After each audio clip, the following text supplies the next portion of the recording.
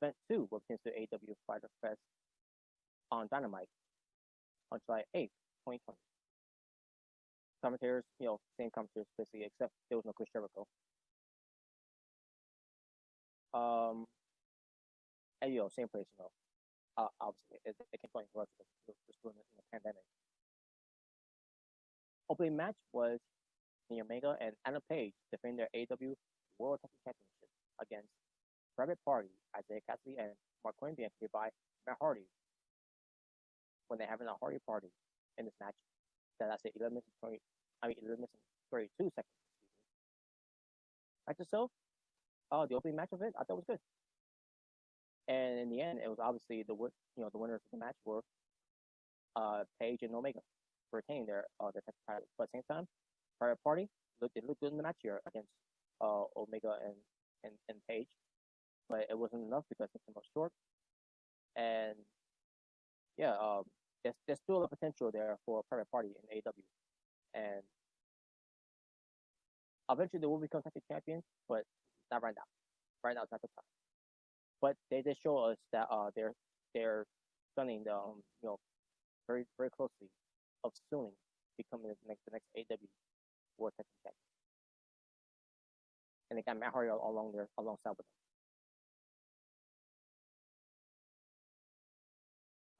Very very good release, folks. Focus on this one now. So before I move on to what happens next, I gotta see what happened afterwards in case that happened. Okay, no, that happened. Because next we get to the bad boy, Joey Janela, who was being accompanied by Sonny Kids. At first he wasn't, but then we'll get to how that ended up happening. He goes against the Murderhawk Monster, being accompanied by the Snake Roberts. But the Murderhawk Monster is Lance Archer, and he comes up with Sonny Kids. Basically, he beat him up.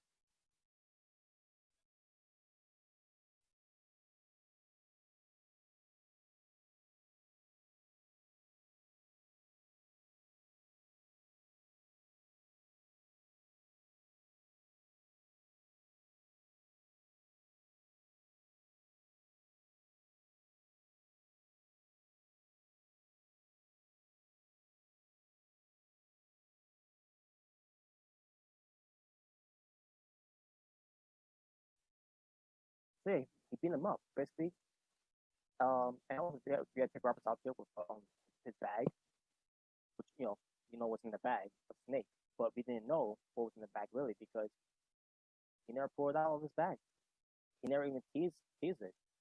I don't know why. I don't get why. I don't know what the point of that anyway. Just want to bring that up though. But but yeah, but Sonny Kiss got involved a little bit, in the match as well. And not mention his ass kicked too by Lance Archer. But the bad boy George Janela, he holds on against the Murderhawk Monster. But at the end of the day, it didn't really matter because Lance Archer ends up beating George Janela, which obviously there was no way Lance Archer would lose anyways. But yeah, Lance Archer ends up winning the match. Match itself should have been on Dark, in my opinion. I love Lance Archer, the bad boy George Janela, love him too, but it should have been on Dark. It didn't need to be on Fyter Fest. All right, let me see anything else happening on here before we move on.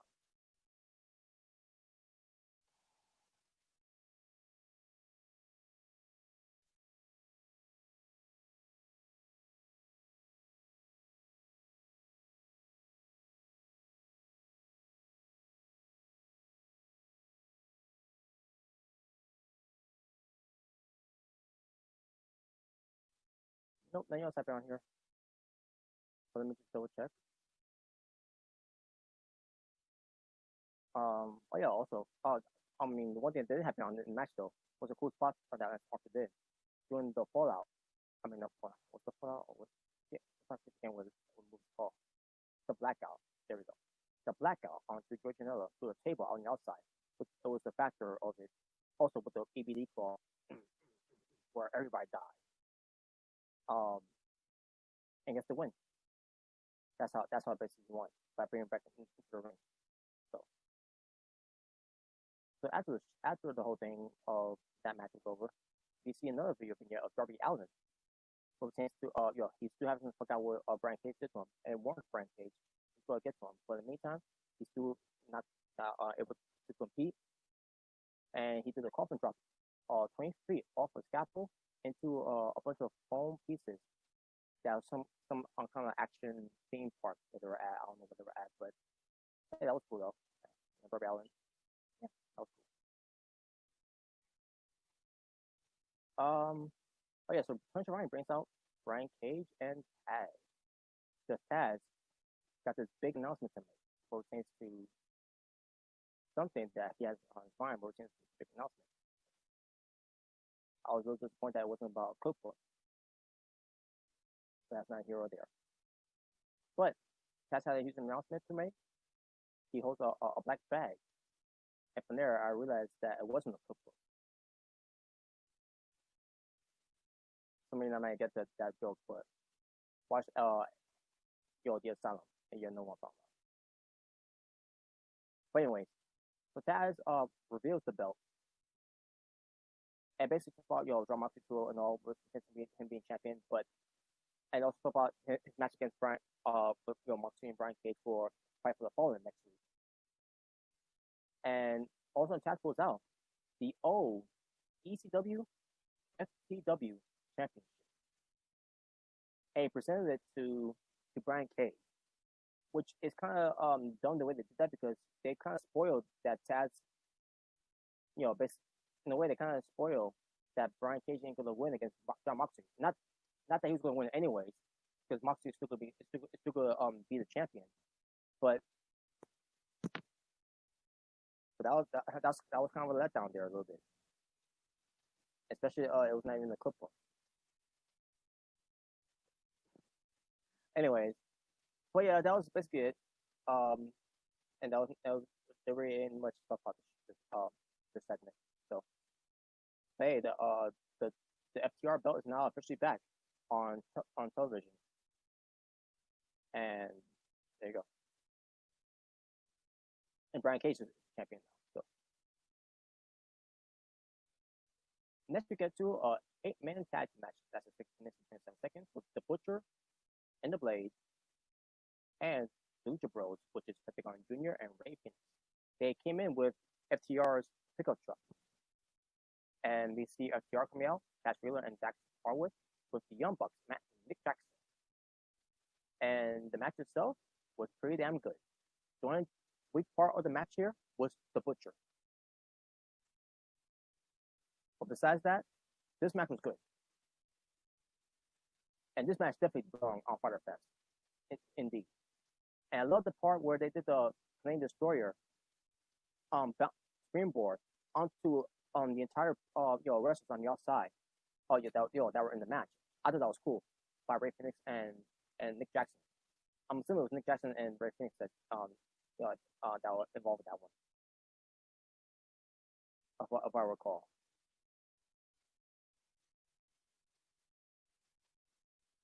And also, you saw FTR and Young Bucks were working together too in a way.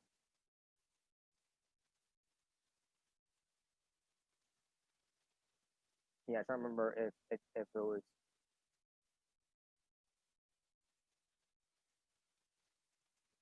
Yeah, Ray Phoenix doing some. Okay, Matt Jackson. It was the Matt Jackson.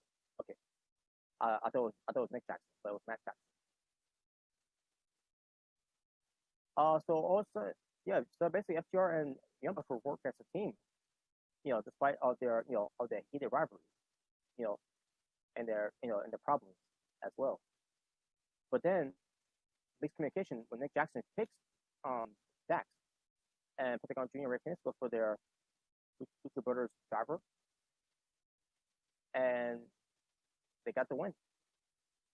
And I kind of expected they would get a win too. But it seems to create more of the step, more build between FTR and Young Bucks eventually, hopefully all out. And there you go.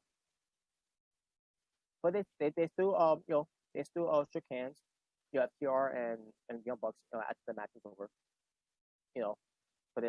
But I can see in their eyes though there's still some heat there.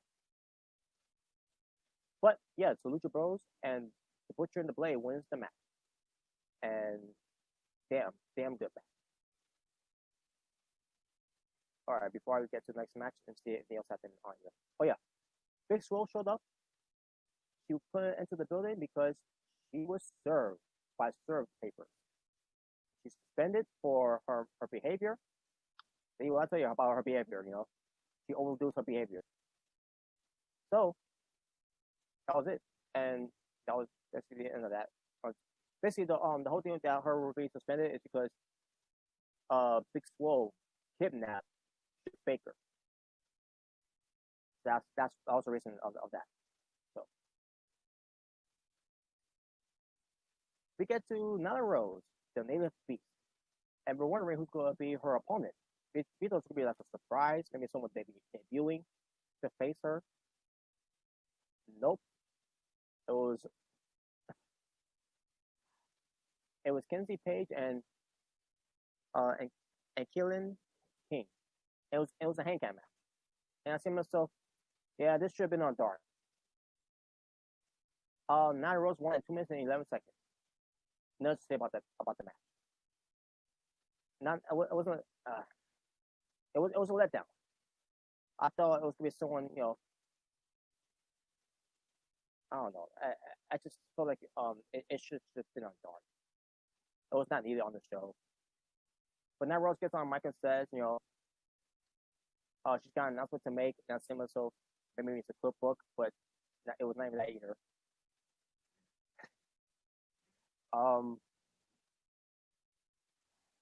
Sorry, I got to contain myself here.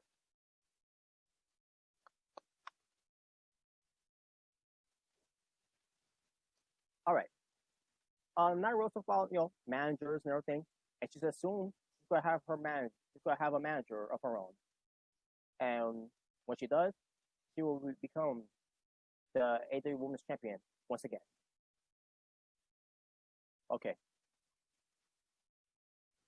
Then we get Coco Cabana being checked on earlier on the night, on that day at the fitness room, saying that he ain't gonna be able to compete, and then Mr. Brody comes out, and basically comes in and says, good to know, and he tells the guy to leave, and then Coco Cabana says, you're competing no matter what the doctor says and everything, basically to prove himself that he belongs in the Dark Order.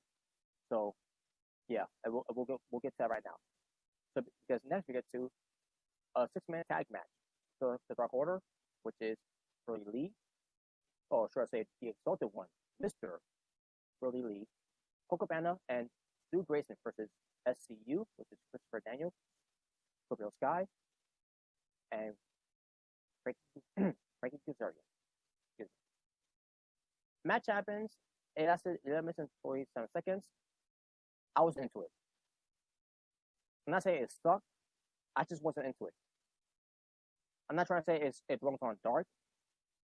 I just feel like it was really needed on this event for Fyter Fest, for event 2. No, I don't think it should have been part of that. In fact, they should have saved this for Fight for the Fallen instead of wasting it on Fyter Fest. But I guess in a way, this is the match they needed to cool it down. But at the same time, if you need a cool down match, maybe had that Lance Archer and Joey Janela in that match, or maybe that Nyla Rose handicap match that you did there. So yeah, I wasn't into the match that much. So, and also Dark Order was out there too, by the way, watching on the match. And in the end, it was the Dark Order winning. They basically give the win to Coco Cabana.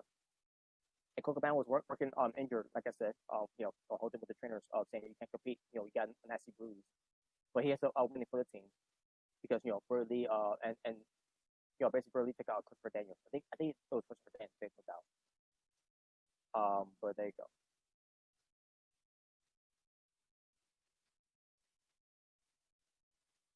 All right, Big Swole comes back in.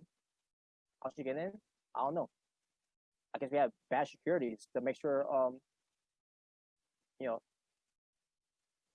don't know. But Big Swole comes in. She's wearing her face mask and everything. She's trying to get the ship Baker. And yeah, Rebel there, and trying to grab, basically hold her back. And all of a sudden, the whole swerve paper thing, she throws it at Rebel. Rebel, whiplash like this, and Ship Baker feels like she got hit in the nose, and then she's overselling it, and then she's overacting it, and yeah, Dr. Stanton took her out and everything, and she's crying like a baby, and I'm like, oh my god, she's garbage. What the fuck, man?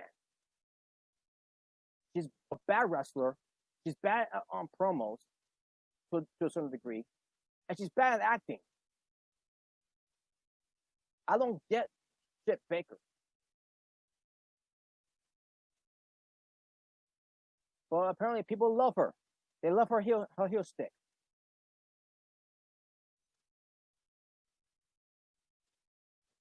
That was terrible. Terrible acting.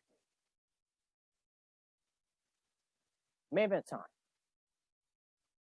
Chris Jericho being covered by Santana Ortiz versus Presley Squeeze, the baddest man on the planet. Orange Cassidy being covered by best friends, which is Trent and Chuck Taylor. Just for a little bit though. That's at 18 minutes. Orange Cassidy got some new music, and I love it. I thought it was catchy. The match happens between Chris Jericho and Orange Cassidy. Good match. Very good main event match. I enjoyed this. I loved it. Yeah, Santana Ortiz getting involved in the match. And then finally, best friends got involved where they went after Santana Ortiz. And then in the end, Jericho gets the win on Orange Cassidy with the Bruce effect. He tried to go for the Superman forearm or punch, whatever he's trying to go for. And Jericho got the win. Chris Jericho is your winner. I knew he was going to win. I expected him to win. So yeah, Orange Cassidy, he was very good in the ring. He was very impressive in the ring as well. And as a performer, overall, he was very good. So there you go. And basically, it was one of Chris Jericho's toughest challenges yet against Orange Cassidy. Because this time, Orange Cassidy tried, like he always does. And that was the end of the show. Swerve in the night, whether it be a big squall showing up, trying to expect her to show up there. Shock of the night. What could be shock of the night?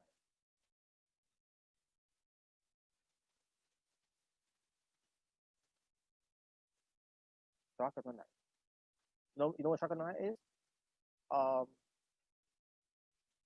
That super kick that Orange Cassidy did. Because his thing with Orange Cassidy when he doing these weak kicks and all that, the play kicks, and then he does the super play kick too. The super play kick ends up being a real super kick, and that shocked the hell out of me. I didn't expect him to do that, but just want at that one, that's my shock moment of the night.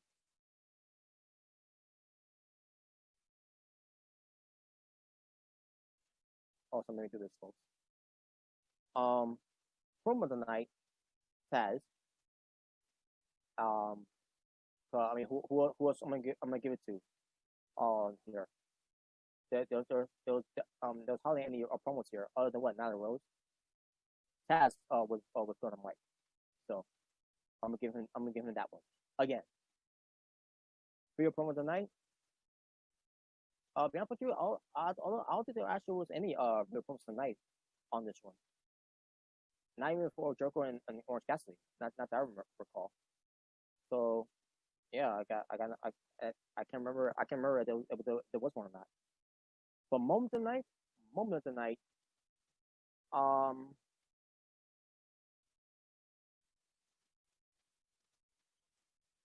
What could be moment of the night?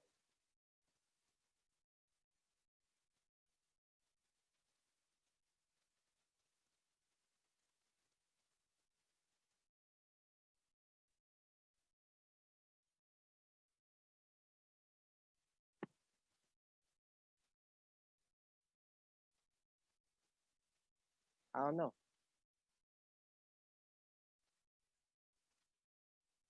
Moment of the night. I guess you could give to.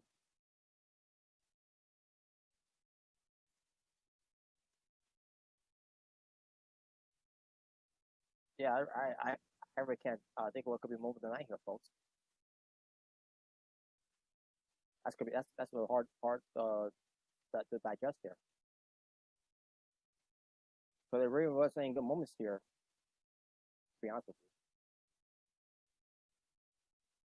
Oh, I guess you could say moment of the night was the return of the ECW FTW championship.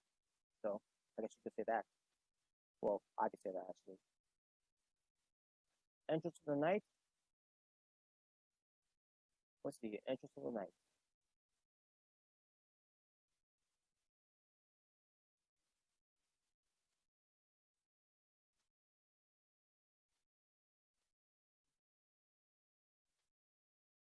Well, I guess I'll give it to the Butcher, the Blade, and the Lucha Bros, who tends to steal in the FTR pickup truck as the entrance of the night. So there you go. Moving the night. Let it be the Springboard Canadian Destroyer on the outside by Phoenix to match up onto the entire people on the entire competitors on the outside as well. That's moving the night there. Finish of the night, the Juice Effect by Chris Jericho against Orange Cassidy. Performance of the night, Orange Cassidy. Show skill of the night, whether it be the 8-man tag team match. Brutal match of the night, whether it be Lance Archer versus Joey Janela. And match of the night, whether it be Chris Jericho versus Orange Cassidy. And my overall strength for the show, I thought night 1 was better than night 2, so I'm going to go for night 2, 7.5 out of 10. So there you go, folks.